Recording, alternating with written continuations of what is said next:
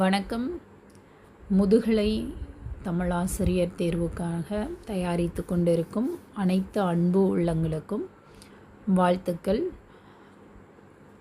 இது நம்முடைய பழைய பாட புத்தகம், தமிழ்நாடு பாடநூல் கழகத்தில் இருக்கக்கூடிய பழைய 2017 ஆண்டில் உள்ள பாடப்புத்தகத்திலிருந்து ஒரு சில பகுதிகள், சங்க இலக்கியங்களில் சில பகுதிகளை பார்க்கலாம் அப்படின்னு பார்க்குறேன்.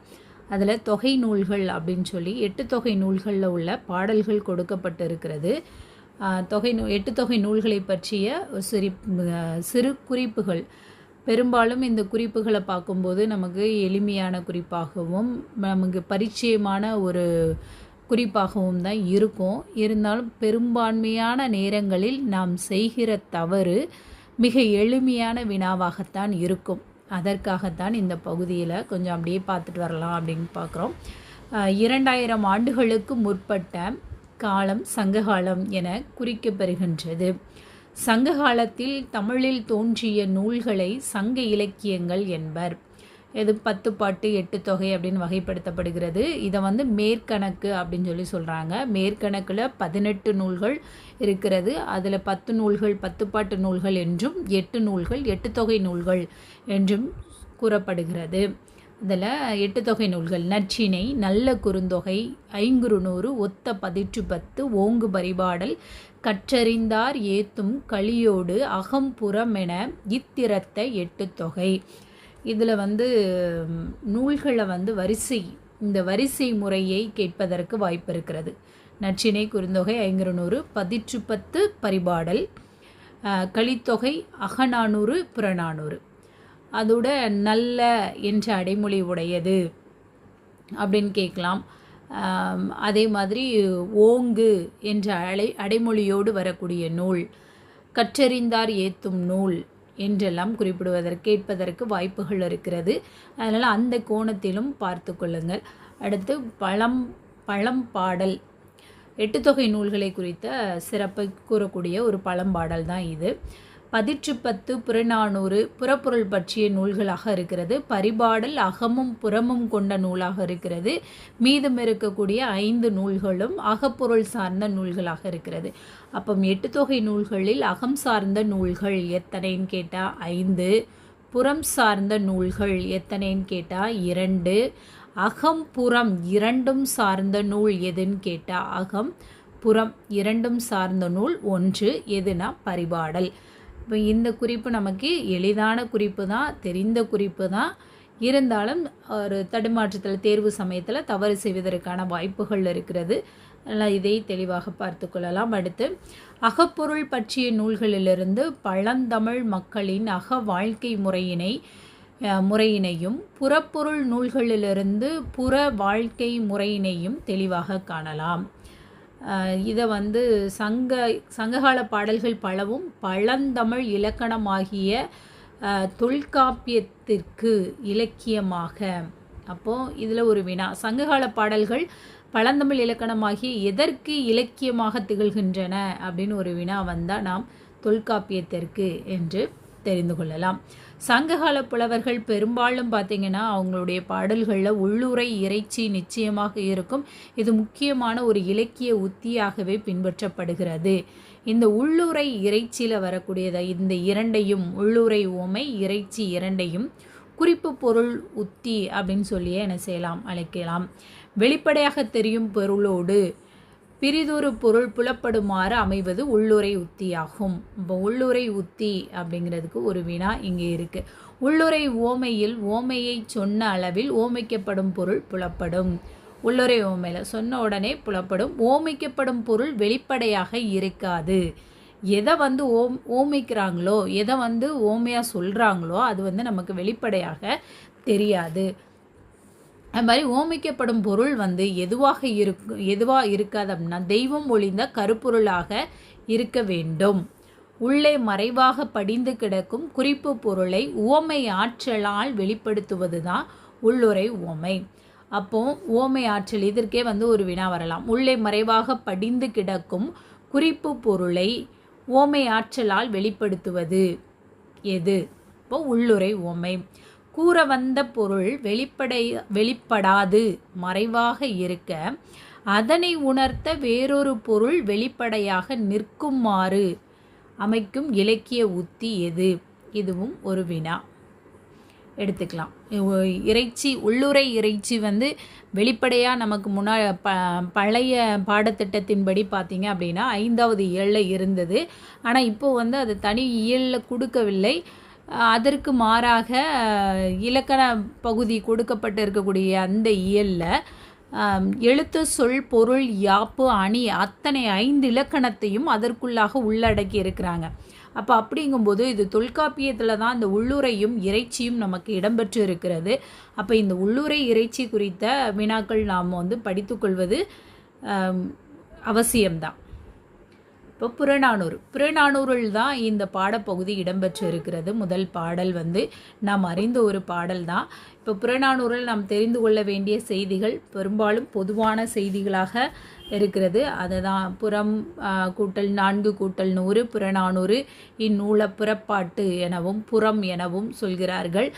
வெற்றி முதல் பெருந்திணை ஈராக புறத்திணைகளுக்குரிய துறைப்பொருள்கள் அமைந்த 400 பாடல்களை உடையது. இதில் இந்த புறநானூறு நூலில் இடம்பெறாத திணை எது அப்படின்னு சொல்லி என்ன செய்யலாம், அந்த துறைப்பொருள் எது அப்படின்னு சொல்லி கேட்டாங்க அப்படின்னா புறத்திணைகளில் இடம்பெறாத திணை எதுனா ஒழுங்கை திணை. இது ஒரு கடந்த ஆண்டு இருக்கக்கூடிய பழைய வினாக்களில் இடம்பெற்ற ஒரு தேர்வு வினாதான். அடுத்து பாருங்கள், இதில் கடவுள் வாழ்த்து பாடியவர் பாரதம் பாடிய பெருந்தேவனார் அப்படிங்கிறது. இந்நூலின் பல்வேறு காலங்களில் வாழ்ந்த பல்வேறு புலவர்களால் பாடப்பட்டதாகும். இந்நூலை தொகுப்பித்தவர் பெயர் தெரியவில்லை. இது ஒரு செய்தி. அடுத்து முடியுடை மூவேந்தர்கள், சிற்றரசர்கள், அமைச்சர்கள், சேனை தலைவர்கள், வீரர்கள், கடையேழு வள்ளல்கள், கடைச்சங்க புலவர்கள் என பலருடைய வரலாற்று குறிப்புகளையும் அக்கால மக்களின் வாழ்க்கை முறை முதலியவற்றையும் இந்நூலால் நன்கறியலாம். புறநானூற்றின் முக்கியமான குறிப்பு 11 புறத்திணைகளும் 65 துறைகளும் எடுத்தாளப்பட்டுள்ளன. இந்த 11 புறத்திணைகளில் நமக்கு புறத்திணைகள் மொத்தம் 12. எது நீங்களாக அப்படின்னா அந்த ஒழுங்கை திணை அப்படிங்கிறத நம்ம என்ன செஞ்சுக்கலாம், எடுத்துக்கொள்ளலாம். அடுத்ததாக வெளிநாட்டவராகிய ஜியு போப் அப்படிங்கிறவர் தமிழ் மீது கொண்ட பற்று காரணமாக இந்த புறநானூறு அவருக்கு தமிழின் மீது பற்று ஏற்படுவதற்கு ஒரு உந்து சக்தியாக இருந்திருக்கிறது. அதனால் புறநானூற்று பாடல் சிலவற்றை அவர் ஆங்கிலத்தில் மொழிபெயர்த்திருக்கிறார். அடுத்ததாக ஒரு முக்கிய குறிப்பு, தமிழரின் உயரிய வாழ்வியல் சிந்தனை கருவூலமாக விளங்குவது எது அப்படின்னா இந்த புறநானூறு நூலை கூறலாம். அடுத்து பாருங்கள், பாடல் பல்சான்றீரே கயன்முள் அன்ன நரைமுதிர் திரைக்கவுட் பயனின் மூப்பீர் பல்சான்றீரே கணிச்சி கூர்ம்படை கடுந்திரள் ஒருவன் பிணிக்கும் காலை இறங்குவீர் மாதோ நல்லது செய்தல் ஆற்றீராயினும் அல்லது செய்தல் ஓம்புமீன் அதுதான் எல்லாரும் உவப்பதன்றியும் நல்லாற்றுப்படுவும் நெறியும் மாறதுவே. பாடலுடைய ஆசிரியர் யாருன்னா நரிவெருவு தலையார் அப்படிங்கிறவர் தான். இந்த பாடல் ஆசிரியர் நரிவெருவு தலையார் அப்படிங்கிறவர். அதனுடைய திணை விளக்கம் பாருங்கள். திணை விளக்கம், வெற்றி முதல் பாடான் ஈராக தொல்காப்பியனார் கூறும் புறத்திணைகளுள் கூறப்படாத செய்திகளையும் அத்திணைகளுக்கு பொதுவான செய்திகளையும் கூறுவது அப்படிங்கிறது பொதுவியல் திணையின் விளக்கம். துறவியராகிய என்ன துறைன்னு பார்த்தீங்கன்னா பொருண்மொழி காஞ்சி துறை. துறவியராகிய மெய்யுணர்ந்தோர் கண்ட பொருள் இதுவென அதன் இயல்பை உணர்த்தியது பொருண்மொழி காஞ்சி திரையாது. இந்த திணையின் விளக்கங்கள் நாம் அறிந்து கொள்வது நிச்சயம் அவசியமானது. அடுத்து பாருங்க, இந்த பொருண்மொழி காஞ்சி துறைக்காக பாடல் புறப்பொருள் வெண்பா மாலையில் இருக்கக்கூடிய இலக்கண பாடல் எருந்திலங்கு சடைமுடி முனிவர் புரிந்து கண்ட பொருள் மொழிந்தன்று. இது புறப்பொருள் வெண்பா மாலையில் இடம்பெற்றிருக்கு. இந்த பகுதியில் கற்கக்கூடிய ஒன்று அந்த பொருள் இலக்கணத்தில் கற்பதற்கும் உறுதுணையாக இருக்கும். இப்போ ஆசிரியர் நரிவெருவு தலையாரை குறித்த சில செய்திகள். நரிவெருவு தலையாரால் பாடப்பட்டோன் இந்த பாடல் யாருக்காக பாடினார் அப்படின்னா, சேரமான் கருவூர் ஏறிய ஒல்வாட் கோப்பெருஞ்சேரல் இரும்பறை அப்படிங்கிற மன்னனுக்காக. இவர் இயற்றிய பாடல்கள் இன்னும் குறுந்தொகை மற்றும் திருவள்ளுவ மாலையில் இடம்பெற்றிருக்கிறது. பல்சாஞ்சீரே அப்படிங்கிற பாடல் நரிவெருவு தலையார் மட்டும்தான் பாடியிருக்கிறாரா அப்படின்னா இல்லை, இன்னும் 2 பேர் என்ன செஞ்சுருக்கிறாங்க, பாடியிருக்கிறாங்க. அந்த பாடலையும் நாம் எடுத்து என்ன செஞ்சிடலாம். இந்த பாடல் பாருங்க. பல்சாஞ்சீரே பல்சாஞ்சீரே குமரி மகளிர் கூந்தல் புரைய. இங்கே இந்த ஒரு குறிப்பு தான் நாம் கூடுதலாக படிக்க வேண்டியது. அங்கே கையன்முள் அன்ன நரைமுதிர் திரைக்கவுன் அப்படின்னு வந்திருக்கும். இங்கே குமரி மகளிர் கூந்தல் அடுத்த வரியை வைத்து தான் இந்த பாடல் வேறு ஒரு ஆசிரியருடைய பாடல் என்பதை நாம் தெரிந்து கொள்ள வேண்டும். பாருங்கள், இதனுடைய ஆசிரியர் யார் அப்படின்னு பார்த்தா ஆவூர் மூலங்கிலார் அப்படிங்கிறது தான். திணையும் துறையும் உள்ளது. அந்த இது புறநானூரில் உள்ள அதே பாடல் தான், புறநானூரில் உள்ள பாடல் தான். ஆனால் ஆவூர் மூலங்கிலார் அப்படிங்கிறவர் பாடின பாடல். இதையும் நாம் கூடுதல் குறிப்பாக தெரிந்து கொள்ளலாம். இன்னொரு புலவர் பாடிய பாடலையும் பார்த்து விடலாம். அடுத்த பாடல் பாருங்க. புறநானூறு 246வது பாடல் தான். கோப்பெரும்பெண்டு கைமை விரும்பாமை குறித்து எழுதின அந்த பாடலில் தான் இந்த பல்சாஞ்சீரே பல்சாஞ்சீரே பல்சாஞ்சீரே செல்க என சொல்லாது ஒளிக என விளக்கும் பொல்லா சூழ்ச்சி பல்சாஞ்சீரே. இது யார் பாடியது அப்படின்னா, அந்த திணை பொதுவியல் திணை, துறை ஆனந்த பையுள். பூதபாண்டியன் தேவி பெருங்கோப்பெண்டு தீ பாய்வதற்கு முன்பாக தீ பாயும் பொழுது அவர் கூறிய அந்த வரி. இது எல்லா வரிகளிலுமே நம்ம 2வது வரிகளை வைத்து தான் இதில் செல்க என சொல்லாது ஒளிக என விளக்கும் அப்படிங்கிறத வச்சு அப்படிங்கிற வரியை வைத்து இது கோப்பெரும்பெண்டு பாடியது அப்படிங்கிறத நம்ம என்ன செஞ்சுக்கலாம். பூதபாண்டியன் மனைவி பெருங்கோப்பெண்டு அவர்கள் பாடிய பாடல் அப்படிங்கிறத தெரிஞ்சுக்கலாம். அடுத்து பல்சாஞ்சீரே பல்சாஞ்சீரே கையன்முள் அன்ன அப்படின்னு வந்தால் அது நரிவெருவு தலையார் பாடியது. அதே மாதிரி குமரி மகளிர் அப்படின்னு வந்தால் ஆவூர் மூலங்கிலார் பாடியது. அதே இது செல்க என சொல்லாது ஒளிக என விளக்கும் என்று வந்திருந்தால் அது பூதபாண்டியனுடைய மனைவி பெருங்கோப்பெண்டு அவர்கள் பாடிய பாடல். இந்த 3 பாடலையும் வேறுபடுத்தி 3 ஆசிரியர்களையும் பார்த்து என்ன படித்து கொள்ளலாம். ஒரு வேளை இந்த வினாக்கள் இடம்பெற்றால் அது நமக்கு உறுதுணையாக அமையும். இந்த குறிப்புகள் எல்லாம் சிறு சிறு நுணுக்கங்களை எல்லாம் குறிப்புகளாக எடுத்து படித்தோமே ஆனால் குழப்பங்கள் இன்றி விடையளிப்பதற்கு லகுவாக அமையும்.